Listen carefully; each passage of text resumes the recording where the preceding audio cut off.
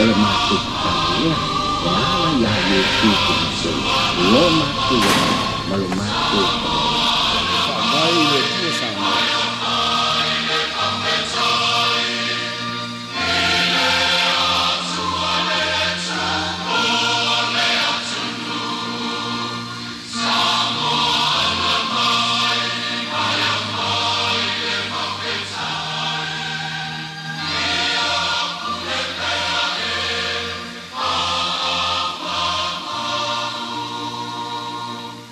Toe fa tala fatu i le fa ponga le proklame o le sia po lau tele nei fia fili mai mo ma le fa fong mai o le tunu. O le uto e maua le avano e fa awa wai tale no anga ma le suita i tai o le vai nga fa upo fai e a ngai le malo ia po o le HRPP le fio ngala uofo fono toi pia Meredith. E fa tau inisio mata upu o lo o tele e fi naunga le tunu o manatu. O no le tele o avano o lo tala no ai fo il tai le sunga tu le epa ia inisio mata upu lau tele. Ia e whaata tau lawa ni ngasi a malo. Ai te manatu e mau fo se awa no e tala no ai fo ile whatara i ngā lau ofo. Ia i le tūlanga lawa lea o le tūla fono o ngā ele ngata o ia o se tasi o sui tuai o le parlemeni, sui matua fo le parlemeni, a o ia o se tasi o senior lawyer, ia i te tonu le sosiolo ia i te tonu o le tātou o tino. Whaatai tele mo le whaamno ino lo wawanoa lau whionga lau ofo, whaatalo whaatu le tāpu kalami. Ia whaatalo watu fo i lau tō whaaso alo, ia pēr fo i lau whaafonga le pō kalame nei tūna le aso. Masalo la ofisilia tuia ile, te tuli ala o fionga le tūlanga o le tūla fono. Le mea leo e nei ngasi a malo sa moes, furu lima fia mes, furu walu le JPP, luas furu la uli. O tele fo i fina ngalo le atunu. O ai tangata lau tele o whaalia o la tu fina ngalo numa le social media, ele ngata i Samoa nei, ai mai se atunu ma mau. E au te loa lo tūlanga o le loia, ile whaare liuina o le tūlanga fono. O le ase tala le tūlanga fono whaavai le vaenga wei nei le malo, sfuru lima, sfuru walu, lua sfuru. Ia, e peo le tūlanga na o lewa ta oto mai nei whai numero fo i o whai pule i vaenga na e tonu peo na e saunoina. I tono le moto fono. Ai e mantua o le taimi foi le mai ai se painga. Ona fata apela i o le parlemeni. Ai toi alo le tunu i lana whainga whiwhiringa lau tele. A mai ala whiwhiringa lau tele po le whainga pālota le tunu. O le vanga whau whaila o lae e iei le to tele. Po le fuisia. O no fo al mauta no ngore o la to ia lo o ia to tele o la to sui o man malo me fenga palot io la to la na e fatu ina al malo fenga malo fo e na foi pa inga fo o la to la o lo ia polizia o lo no winga in fa upunga pe na ia to no fa vai o la to na po la to tai lo ia confidence o le mauta o le parlemeni, o le taitai, ia o le parlemia, e le lātou nā vaenga whaupwhai. Ma ua vea fo i ma parlemia i tono le mauta, ma le parlemia o le atunu. Ia vata se ma le kāpeneta e to asun ma le lima, au fia i ma le parlemia. Lātou nā lo iai le confidence, o le confidence, ia pe e whaupuina, o lātou nā lo iai le fulisia, po le majority, o sui usufono, o le mauta al parlemeni. Ia, o le mera lau tūlai mai nei. Ia mantua voi o le tūlanga le sa iei, ia e tolus fulu ma le lima la tau, wa e se whongwhitalai, wa whongwhitalai e la e tau ave tiu te whongwhitalai. Ia e sfulu valu le tua ngai. Ia le lau a vā nei le whonga vaai o le tua le mano. O sfulu lima ia le palimia mana ia fo i tu o la tu mana lo i tono kabineta ia man lu sfulu le ia lauti ia man sfulu vanu ale i tu ngai pe ona e saunoina o le tulanga la le o ia wa minority le government o po le tulanga vo le wa tai na ma fa tu le mano e se vai nga tu ititi o le parlemeni Ia, wa ese la tūlanga lo ia ki so wa le o toi ai la le majority. Yeah. O minority. O le So le toi fa tu tuanga ato. o le o toi ai la le fa tuanga 40 o le mauti. Yeah. I le pale mia, malana kapineta le wa to suli malato, a fi le pale mia. Ia, o le mela la wa tūlai mai nei. O le wa fa foe se minority group. Ia le tātou pāmene, ia mana tunu. Ia foi la mai si lave na tula mai o ane vaenga le ale fast. Va le foi sa saul fa sa launga lauti. Va pe o ia lau ta nei fast. O fa te ai fia me mai si min stai to limo. Ia o to o no la le wa ves. Man fast. To iva. Ola atau ave to fi min stai to no le kapineta fia me. O le fa te ai na man fast. Ia winga e pe o le ia fia bete o ia laul. Ia fia be kapineta. Ia. Ai pe o le fa te ai na le fast. Ano foringa la ia pe o le o ia laul. O pe o le numi na le o ia ngi mau bea. Ia ala no fo le fo i le mata o tu le tu ngai ia. E tau fa base ngatu ia me la tu la mai o le. Ele fai ngā malo, ma le wangwhau fai el fast. O le tūlanga la le o tūla i mai. Ia, e leo se tūlanga fo i lea masani ai. E o a fo i isi e tu nuu ia e lau te whao ngā ina le parliamentary democracy. Pe o New Zealand, Australia, ia, te fo i isi e tu nuu o le o malo fo i e tau pulenga Britania. Lau te whao ngā ina le parliamentary democracy. Ia ele tupu ai ni me whapea. A whai ai tupu se me whapea. O le mea e whai. O le olo e toi whai le palata. E rongo inga e whata ape le motifonu.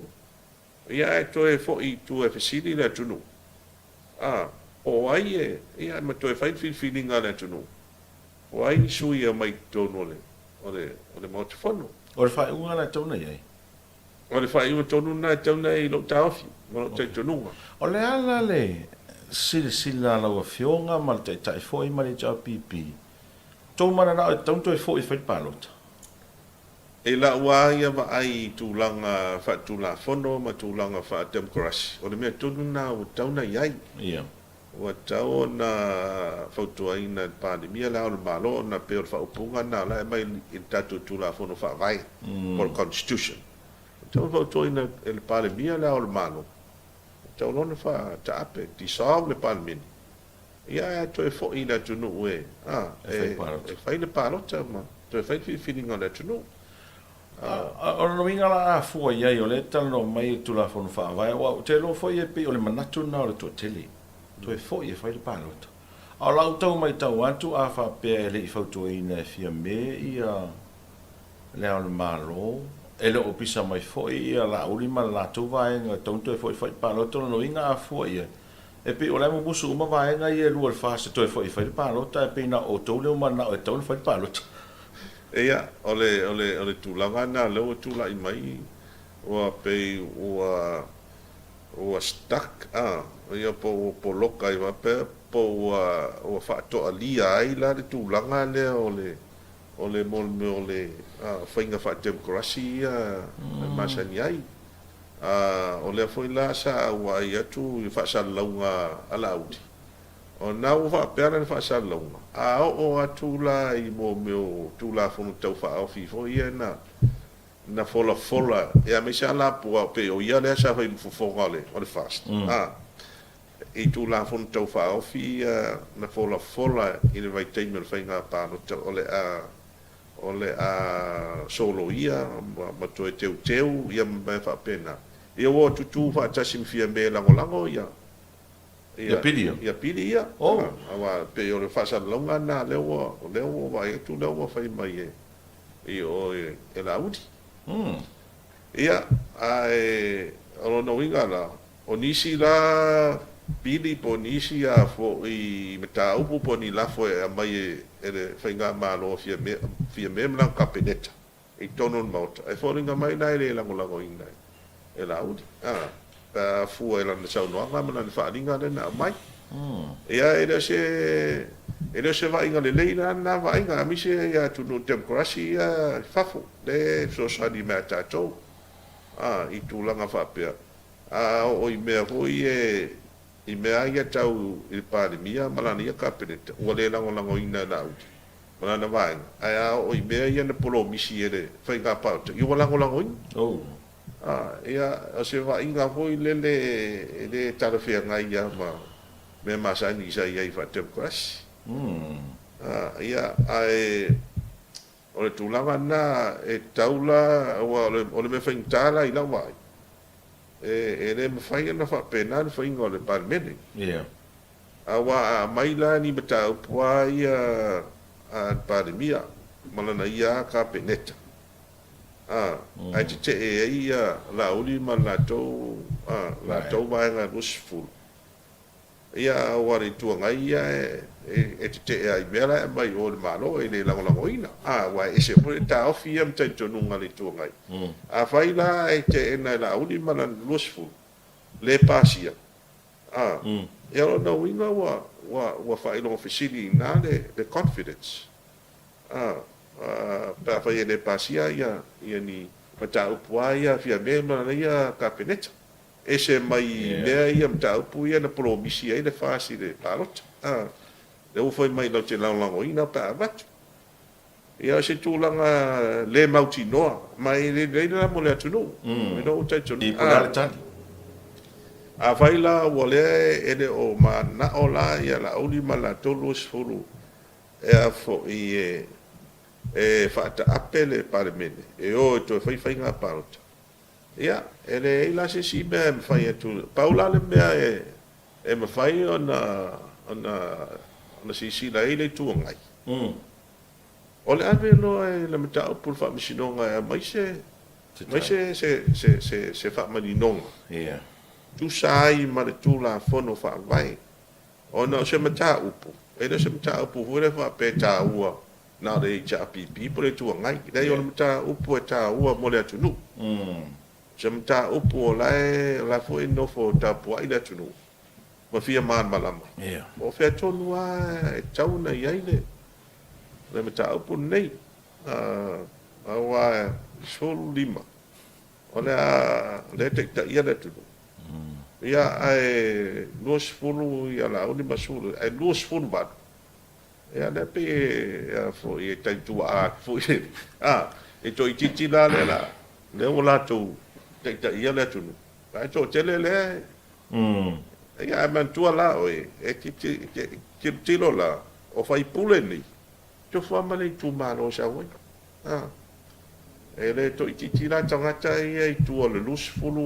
vanu lea toʻatele ia uae e pei la tau ia mai tau atu fo'i le e pei afua I ai le 15 le taʻitaʻia le mālo fia me ia ma le 2 la auli le ua nofo e tua o outou tono le mautafono le palemene o le saʻukau mai kau o le fogo le gaumakugi e pei o le uko ke le aku le ikuagaiga I lo le ikua le malo aua e pei o mai tau atu e pei ukau a makagalagalaga e isi faipule le I ala auli magakua migisika ia ua o le si mea malia na le te saunoina ua fa'alogo atu isi sui a le vaega ala auti ua lauga fa'aituagai o le alago sa matolo fa'alogologo ua ese hoi la lea foi ga mea ua o I tatou palme ua le iloa la e matou o pei tuagai faipule nei ko le kuagai ia po matou le tuagai ae pei o foi ua le iloa po le ale sa o kau mai kau ngai e le e pe ua numi atoaga I mea ua le iloa po le ale sa ola sa ua tau mai tau lau a whiunga lau a ai sa me ua leina whatuai na whautuaina e fia me le au le malo ina ia whaise maa le lenga e whata ape ai le parame ia o le sia taitonunga le iai mai tano ai foi te le o le atunu e pe e mumusu e o e whaise whainga parota ia ia ona I latou hoi fuafuaga mani a latou Paul Kalame o lae fuafua e whaatino masalo se tulaga faapena la manao e whaatosotoso hoi le whaaumiumi le le nei No foinga. no fo inga le u tatu o e fa le to no fa pe a vole fai de me sa to fai ah Mano. Ta ua lo fina ngalo me se folo ta ua tu la fono fa vai wa pe sa wai. Ya o telefone mau interpretation o tu la fono le i nei mo manatu fo nei ta tu tanga te lungo social media le ngata nei ya va pe fo e tu mo mau. Ah. Ora ta di sa wala la o fionga o ta taun fa ta pe pa me ne tu sa i mal tu la fono fa vai. o le me sa ona to na ye e no te to no me sa ona to na ye Malo fa tai. O le si fisili la o fionga. O lea e fa solo tana no anga le official komisio fa inga palo te te ungo nisi o vai ngo tu la fono fa inga palo ta me sia la te ungo vai fa vai le tana no ai suito mai tai sul pesene ia fa ari manino ele komisina lango le official fa komisio fa inga palo te mat fa te no anga il sul pesene o le te ungo fo le la ye nei o le ale to fa nga se sul pesene moto mai tai ai le ave ese sul pesene ai tu ia le numero 5 sa wai mal fa upunga ia leila lo ifo o le numero 5 le fa inga o to mai tai ea ona ia le o le fa upunga fa pe a fai ai mai le palo te tele po le general election a lai a to le numero 5 o to mai tai pe sili e to foi ia le fa ngai na la vai na fa le ai a mai fa nga palota ai le a to le 5 o to mai tai ona fa tani lola ia lea e fa nga mai le me foti lea ina ia fa atoa ia to mai tai e to lima se ilonga la e umangi petitions mani fa nga palo talait o la sa oe fua ia e fua le tula fono fa vai me sa lo e amata tu la u sa utala o se fulu pasene le ye nei le formula le su pasene me sa lo le ila wa ai o le pasene po se fainga pido sili leo na fea mo tu maro uma e fa pe foi le tu pa tu mai ta o le bela le te sau no ia le wa pe se me fo po swinga fo po te unga e wa le fa la wi lo mai le komsina fainga parot e fa fita u di no wa ai ele fainga po swinga le wa mai ole memo mua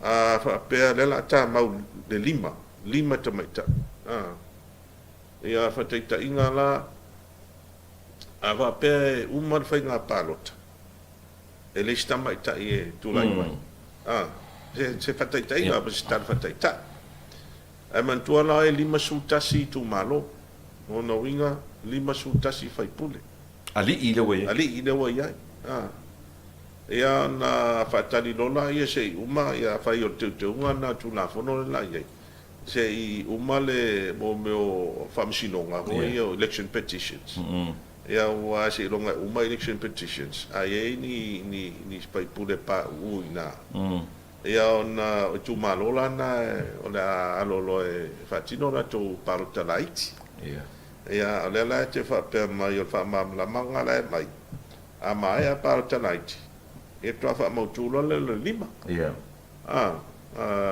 wa ia pe fa mo tu mai nai le i parotalaiti ia le lima te mai ta man tu la e a fai la to di ba le la sa idi mai i parotalaiti a po pa elections ina wa mai election petitions ai di masulta si sui ai Rona winga, wa even number. Lima tasi, wa lima ono, mai pule. Wa whain tahala o le mea na. Wa a whaila se pālota i tono mauta. Ia, na i leo tūlanga na e ono tūlai mai. O le atu tusa.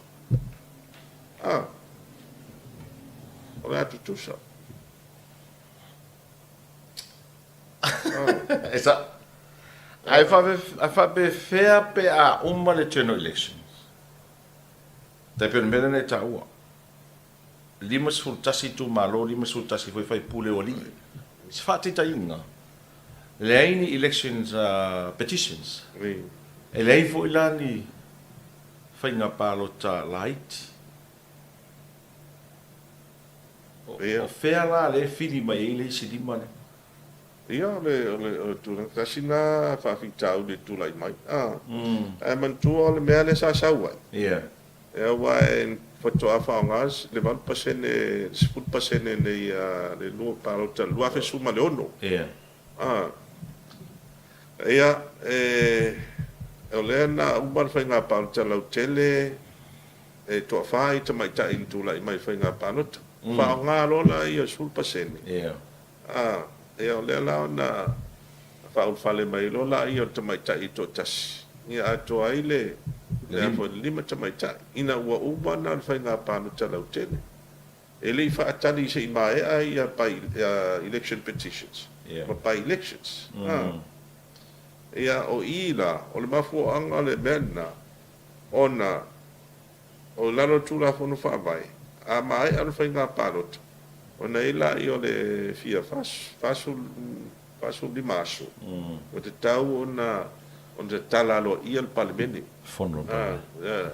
O le official state opening of parliament. O le mafuanga la whaine mena, e te talalo i al parliamenti. Wa manino ma mautinoa le quorum. A wai umarun te tala parliamenti, whanga solo lo mana ngā ruenga masan. E o mafuanga nai le whaatali i pa elections.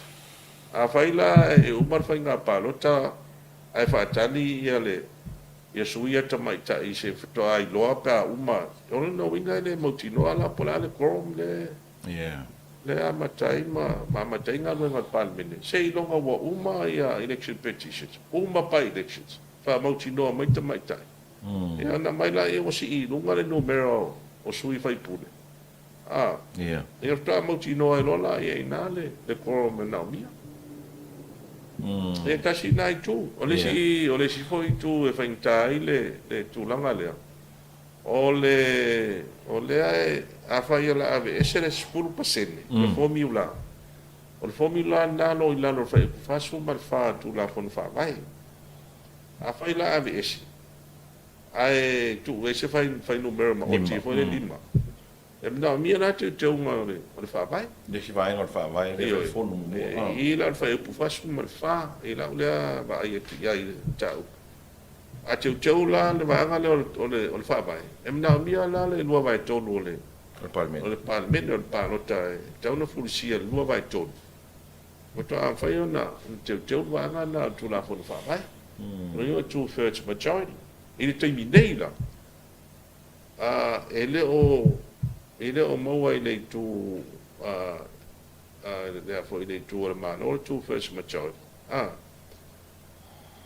Ia sa tau feo loro teimi la o e le iwaa fonga wa. Ia le la ua waa fonga wa. Ia waa ti le o na le mosi 2/3. Ia wa e le lopo fe pa ka i le si waanga le o e se mai. Ma o malo. Ia pe o tu langa na e tu sa foi pe tu fa tasi le waanga la uli mai o i le kabineta fia me. E le mo wa 2/3 majority. E la ulea calculation ni la un sia fa ingu bela nga mo wa ile la ngo fa fe au le ko ile mo wa nga ale lo penga yengi si I ko wa henga kau mai le ya pe fa a ko ai le tu fedo ia o le ia sa lo nga yengi me fa penga ke te le lo ala ma wa ia ku ba lo la changing ai lo ko yisi si lo la ko ko nga mai le porque le vale guayeta malo fa so lo fio le wa manino ia vai ga ia pe ona ia le tu ole sa vai ga sa u pesini ai le come singa lango lo viso fa na palo a fa ia fa ta penile le parliamenti ia fe puari fono le ro manei fa te inga fa fe le lo le palo ta wa ko la iki le o manga ngale skala ai va pe mai la lo tu la fono le ofiso vainga palota. Ia ole afa pena ona o ia la to mai no stala la to na la palota. Yo inga la fa talanga fa pe o se tu malo to lu afa nga limo se la fa te inga inga pa nga la palo. Ala si la ila o fionga e ko pare me. E ono fa se tu la fono e to fa nga ile lo la tu ai pe le ai. Ia fo e tauna ia tasi na lave le pe ia va tu ia o no inga i la wala va ai te on fa ngalo lo tuai ia mani tangata restana fo ia u fai fa pe e fa into tu mai to le fa fita ni na le ia te ni nei i la wa ai ia wa o tele tu malo ele tai mai ale sta a fai la fa nga lo le sta nga fo len ta mi loi ia amantua la o le wa fo tu la mai le bele ia e tele la tangata le sta o le tu la o le fesidi la tu la mai mantua tu la fo no tato e compostri le registration o le ala le bela fai tangata ia le sta la wa e isi le fa pe se kai mi wa o le fai tau to a fai palo tau sang fo ia le la le musika i mi o le sta o le ala me la fa sala la nga memoria tu la fo so ia kasi nga fa fi tau ni le tu la mai o le bela ia e pe i fo ringa mai e fa nga ala le no le tuai le sa fa nga le wa fe no su mai tas ia fa ia la in tanga ta fo en fa nga na le sta la tu nei te ia e tau tali tele la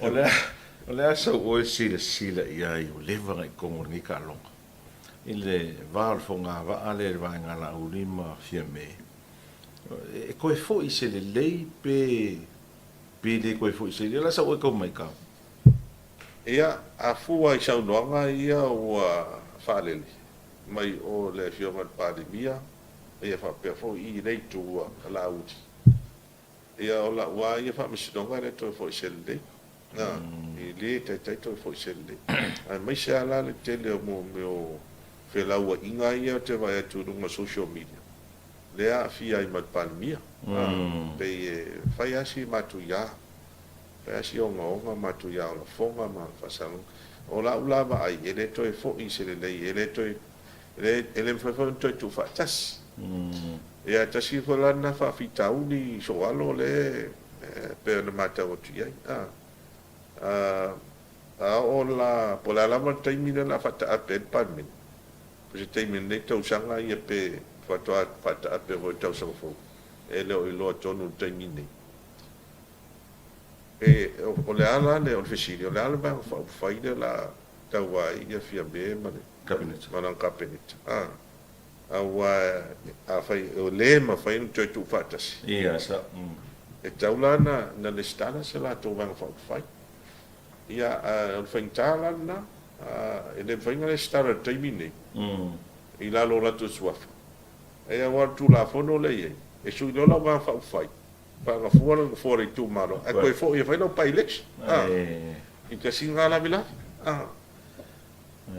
malo fastai to e tasi lo fisili o to man tu atu fisili le sa to no fisili to ta por kala terwa o le vana lu tala to va fa fa li cha pipi fa mai o malepe mai le la o ese le sia va are o malepe fast are pe foringa mai o mai kawa e pe wa ki de ngam po por ko va ka e va fa sa la foi le sia o ri ki usi do fa mai o le a ese la o fionga me le sia va ka a o ke la wa ngo le mo ese la pe o opposite le melenge o ma le perisi vai o la sa ka di le o fio ngal to vai fa ufa o la e ma popolare va fa fai le tu ngai ma le cha pipi e le o yese se me o fa le tonu terminei e pa wan mele ma to ya le ai e mata tu le show la vai mai o e pe se o le lois tem mi po se fa le iku po se o le ale me la vai mai o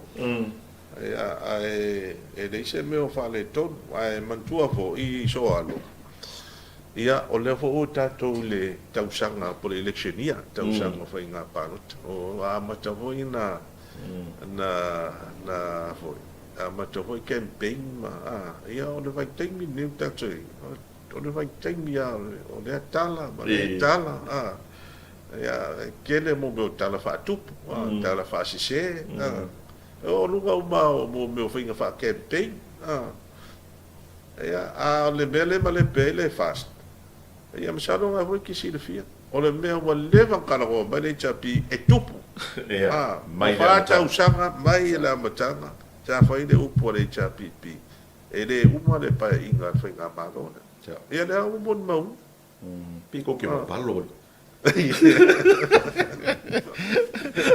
Masalo ko experience lo level no to ye tono talonga por kiki. Ni men nei o vaenga fa fai foi tu fa tas. Yo ala nga ole te fa mo ia lo fa mtalanga o level no to sa no mai le. Lu a fe lo tas. Ele uma pa in ale wa sa. So masalo vaenga ia o level no to ye tono le fa nga mai e to te si la fia ai vaenga. Oh. Ia a fo ia e va ia i me fa pea e tu sa fo i ma luenga po le ala vale le a fo i le fala po tonga nga luenga e fo a o le umia fo i na nga lue ma te relo experience ia te lo tu a fo ia ingi me fo ia un stup ma me la tup ia e fa pena se va inga fo i le ia mai da mta e wai ole e mantua foi ele o po mala e si da man si da fiora tu no e mantua ia de vai nga lesa amata lesa foi mai le vai nga o la udi ia te la ia o ku ma si vai nga fa pi ia tu ma si vai ia mantua foi lesa launch le SNTP ia i vai te mina e le foi ia pa ro ta ruai e o ke vai ku si po pe o tu da e pa e na bala udia lo ku e mai le la un e le launch le SNTP le tai tai mai varas ia na foi sa ila wa ngale sa ta studio la lo le fu ala ta tua ia le pe e fa tu parot o mai u mana lo fu al fast ia o pe se va nga foi ia ma suina ia to lua ana fionga fia me mana fionga tuala sa tu to tas ia e pe se va nga tu fa tasi foi le o se va nga so fa tasi ia le mela le tu la ia me fa pe man tu fo sa i fo i si va nga fa nga malo so fa tasi ta tu ia ele umi tasi al pai uma malo fa te tele lo fo mo le fa mo ina lo taimi salo le to tele oni soltato usa pa lotta le fa stato tangata o no le manatu fo ile fa pese fa se suinga a le la o sinsila ma mori mauina ma fa maunia ele atu no suinga le o ta apele uma le pa inga o lo ma nei pa lotta ta do tele lo por to sanga nei por to singa fo o le a se tala le ta pi fa tangata ia masalo se taimi o na fa lau no foi la io se afo se fina ngalo au tasi ale HPP e sa na manifesto ma se tu langa foi ia la wa ia va ai ia o leo tato mo mauina e o ia se tu langa le le suinga sa fina una na sa tauna o le sa o ia suinga mole le ia o le mela le o tu la imani ia o tau vola to e fai se suinga mole le o le finaula na le chapipi e tu la imani e le o ia se e o moli mauina le tu no a luenga le chapipi e le to e tau fa le oina pe to e o la o si de fia e le malu le tu no ia tu langa na au de sia me ia lava ia o te vai ia na mana mia le toe unite o le tu no sa o le o tele nei fe vai inga tu lai mai pa inga nei ia pe te vai ia tu ia pe na amata mai ai fainga vo ia le amatanga fainga malo le ia ni eu pe fa pena o fe vai ia mesia ia mo me fa sala longa vo ia no social media ia ele na male ina tu langa o fe vai e o ai tonu ai no fe vai o ia ai ngai fa ma ngai nei ia tonu o nu ia o pe fa pena ai le masa ni to ele masa ni o na ia sa vai ta to o maro parot ia to o mai fa tsina ia fa ta to nu uma malango ia fa nga malo mo se man muia no mo le tu no salo tasina va en tona nga yen min fesori cha pipi pe a toi sauni le palota o le tom fai ni toi tu fa tasil ta tu tun wa le tele a taimi e pe e sauno fo il ta le ta pipi mo to fionga o me e fai le ta pipi e le na tanga tai ta pipi ai fai mo sa mo ato ia mantua foi ia le si na matau le cha pipi masani mai ia so ia o leva o le mele le mo apia le mo sa ole winga na e tutusa uma o tutusa e pia tutusa msawa wa be uma fai fa tutusa e awale le fa pito awale fa tu au pe fa longa tangata le fa ngol malo ia si la mele tu la mai poloketi le fa dei kon fa va ia ola ia fa chani nai si tu malo pe tai o la mo te le tu pe ave si tu malo nai no si tu malo ia na si la fia tu malo na mo ni la le rei fa te tele ala wofo mo le fa no lu teni to mo se sta tele no ngai vai sfo rai manu ia fo le fa tai o na wa mai mo fa fonga le tenu mai tau mai fo ile fa so fo ile su te tai ia o le fionge ala wofo mo tele ngala wofo su te tai le vai fa pu fai pui ia to tangata le JPP fa so fo ia